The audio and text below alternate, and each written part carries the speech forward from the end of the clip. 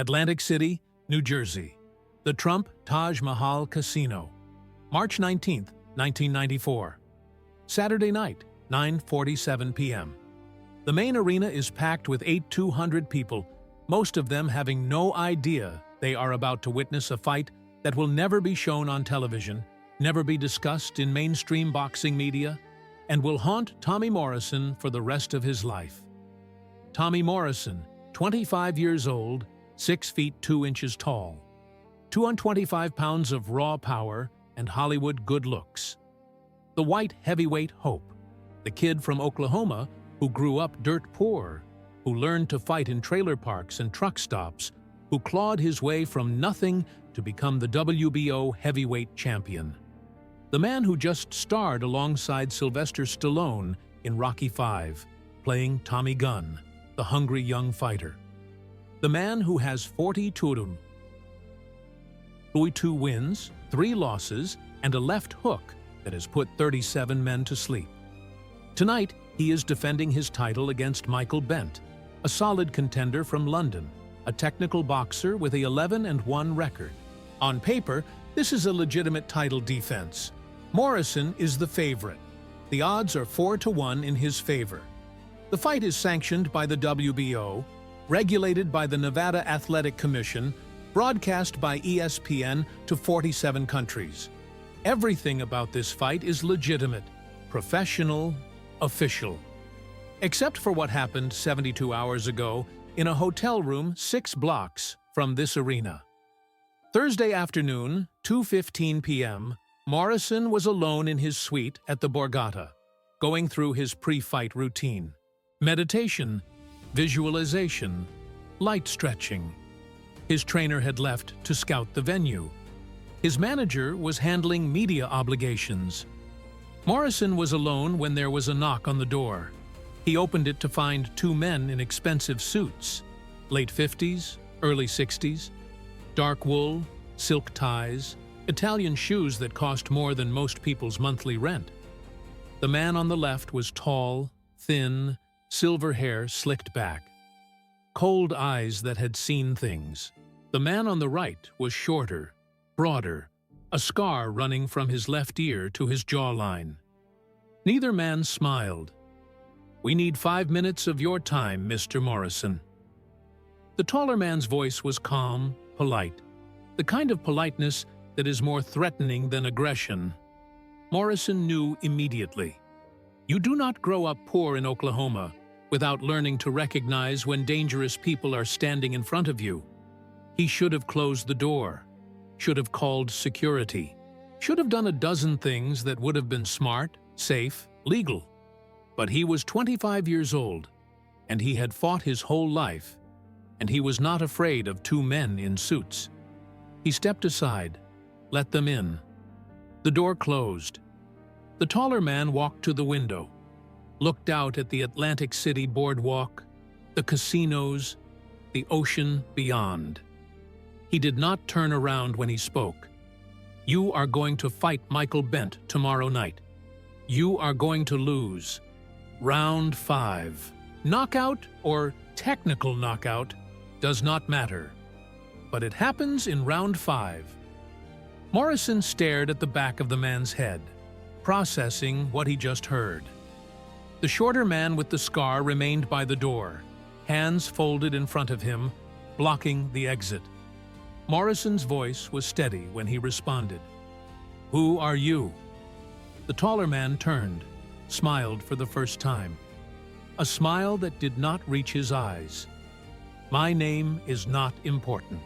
What is important is that I represent people who have a significant financial interest in the outcome of your fight. People who have placed very large bets. People who expect those bets to pay. People who do not accept disappointment." Morrison felt his jaw tighten. "You are asking me to throw the fight." The man shook his head slowly. "I am not asking, Mr. Morrison. I am offering you an opportunity. You take a dive in round 5. You walk away with $2.5 million. Cash. Untraceable. Deposited in any account you want, anywhere in the world. You also walk away healthy. Your career continues. You get more fights, more money, more opportunities. Everyone wins. The number hit Morrison like a physical blow. $2.5 million. His entire fight purse for this title defense was $850,000. Before taxes, before his trainer's cut, before his manager's percentage, before expenses. He would walk away with maybe $400,000. They were offering him 6 times that amount for 15 minutes of work, for pretending to get knocked out in round 5. Morrison looked at the shorter man by the door, then back at the taller man by the window. And if I say no? The taller man's expression did not change. Then you fight tomorrow night, and you take your chances. But understand something, Mr. Morrison. The people I represent, they are not accustomed to losing money. If you win this fight, if you knock out Michael Bent, if you defend your title successfully, there will be consequences. Not tonight, not tomorrow, but eventually. Maybe 6 months from now, you are driving home from training and your brakes fail. Maybe a year from now, you are in a bar and someone starts a fight and it gets out of hand. Maybe your mother back in Oklahoma has a problem with her house. A fire. A break-in. These things happen. The world is unpredictable. Or you could take the money. You could lose one fight. Your record becomes 42-4. You are still young. You are still talented. You will get another title shot. You will make more movies. You will be fine. And no one gets hurt. The room was silent. Morrison could hear his own heartbeat, could feel the weight of the choice pressing down on him. This was not a movie. This was not a script where the hero makes a speech and the bad guys back down. This was real. These men were real. The threat was real. The money was real. The taller man reached into his jacket. Morrison tensed, but the man just pulled out a business card, set it on the table. You have until tomorrow at 6 p.m. to decide. Call that number. Tell whoever answers yes or no. One word. That is all we need. Then he walked to the door. The shorter man opened it. They left without another word. Morrison stood in his hotel suite for 20 minutes, staring at the business card. He picked it up once, looked at the number. No name, no address, just 10 digits printed in black ink. He thought about his childhood, sharing a one-room apartment with his mother and 2 brothers, eating cereal for dinner because that was all they had, watching his mother work 3 jobs and still not have enough money to keep the lights on. He thought about every fight he had won, every punch he had taken. Every morning he woke up at 5 a.m. to run in the freezing Oklahoma cold. Every sacrifice he had made to get here. He thought about his name, Morrison, his mother's name, the only thing she had given him that was worth anything. And he thought about what it would mean to throw a fight, to lie down for money, to betray every person who believed in him, every fan who paid to watch him fight, every kid who looked up to him as proof that you could come from nothing and still make it. He picked up the business card, walked to the bathroom, tore it into pieces, flushed it down the toilet. He did not call the number, did not say yes, did not say no. He just went back to his training routine, visualization, meditation, preparing to win. Now it is Saturday night, 9:47 p.m. Morrison is in the ring. Michael Bent is across from him, 6 feet 2 inches, 230 pounds, focused, dangerous. The referee is going over final instructions. The crowd is roaring. ESPN cameras are positioned at every angle. This is a legitimate sporting event. But Morrison knows something no one else in this arena knows. Somewhere in this crowd, in one of the luxury boxes or in the high roller section, the men in suits are watching. The people they represent are watching. Millions of dollars in bets are riding on this fight. And Morrison just made the decision that could end his career, or worse. The bell rings. Round 1. Morrison comes out fast, aggressive. He knows he cannot afford to pace himself, cannot afford to let this go to later rounds. If he is going to win, it has to be decisive. It has to be undeniable. Bent is a skilled boxer, technical, patient. He circles, jabs, tests Morrison's defense. Morrison throws power shots, left hooks, overhand rights. He is fighting like a man who has everything to lose, because he does. Round 2. Morrison connects with a left hook that snaps Bent's head back. The crowd roars. Bent stumbles but recovers, clinches, buys time. Morrison pushes him off, keeps pressing.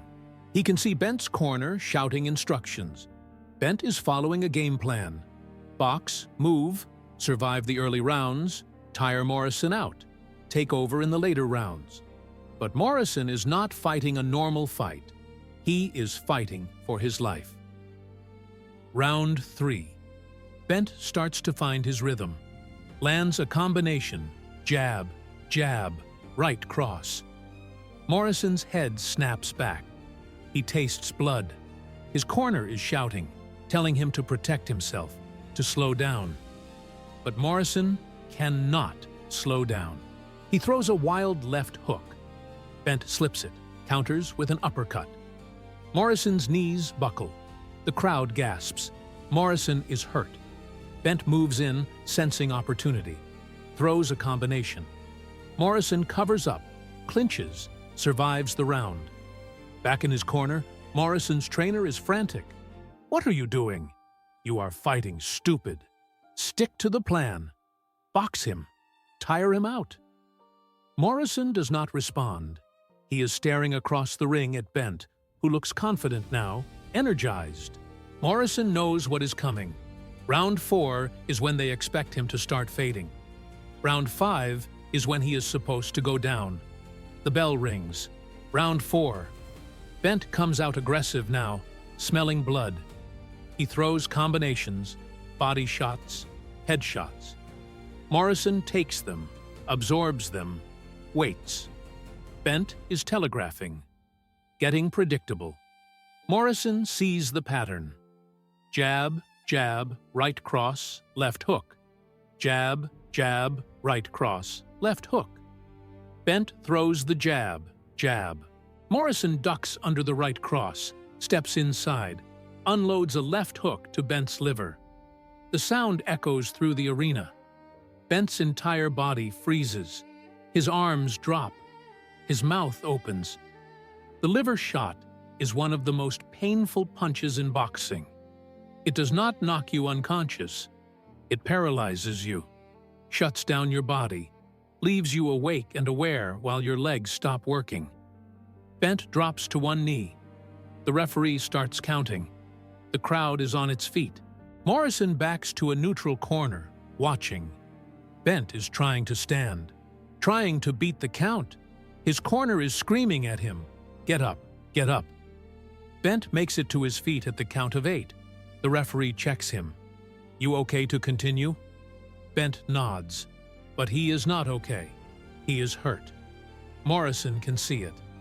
The bell rings, ending round 4. One more round. Round 5. The round Morrison was supposed to lose. The round that would have made him $2.5 million. The round that would have kept him safe. Morrison walks to the center of the ring.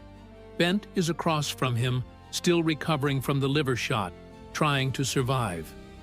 Morrison could coast now, could box safe, could win on points. But that is not enough. He needs to make a statement, needs to prove that he cannot be bought, cannot be threatened, cannot be controlled. He needs to send a message to the men in suits, to the people they represent.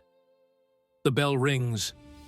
Morrison explodes forward, throws a jab that misses, throws a right hand that Bent blocks. throws a left hook. Bent ducks, counters with a right hand, connects. Morrison's head snaps back. The punch is hard, clean. Morrison stumbles backward. The crowd gasps. Morrison's vision blurs for a second. He hears his corner scruting. Hears the referee asking if he is okay. He nods. He is okay. He has been hit harder. He has survived worse. Bent moves in, throwing combinations. Morrison covers up, takes the punches on his gloves, on his arms, waits for an opening. Bent throws a left hook. Morrison slips it, counters with an overhand right, connects flush on Bent's chin. Bent's legs go stiff. His eyes roll back. He falls backward, hits the canvas hard. The referee does not even count. He waves his arms. Fight over. Knockout. 2 minutes 54 seconds into round 5. Morrison wins. The crowd erupts. Morrison's corner rushes into the ring. His trainer is hugging him, screaming. The cameras are flashing. The announcers are going wild. Tommy Morrison retains his WBO heavyweight title with a devastating 5th-round knockout. Morrison stands in the center of the ring, breathing hard, bleeding from a cut above his left eye. He is not celebrating. He is scanning the crowd, looking for the men in suits, looking for the consequences. But he does not see them. They are gone, or they were never there, or they are still watching, waiting, planning. Morrison will never know. What he knows is this: he fought, he won, he chose honor over money. He chose his name over his safety. 3 years later, Morrison will test positive for HIV. His career will end. He will lose everything: the movies, the endorsements, the opportunities. He will spend the last years of his life fighting a different kind of battle, one he cannot win with left hooks and right crosses. He will die at age 44, broke, forgotten by most of the boxing world. But on this night, March 19, 1994, in Atlantic City, New Jersey, Tommy Morrison stands in the ring as the WBO heavyweight champion. Undefeated by threats, unbought by money. A warrior who chose the hard path when the easy path would have made him rich. And somewhere in the crowd, 8,200 people are cheering for a fighter who just won more than a boxing match. He won something that cannot be measured in titles or paychecks or fame. He won the right to look at himself in the mirror and know he did not break, did not bend, did not sell his soul for $2.5 million. The bell rings, signaling the end of the fight. Morrison raises his gloves. The crowd roars. And for one perfect moment, honor is worth more than gold.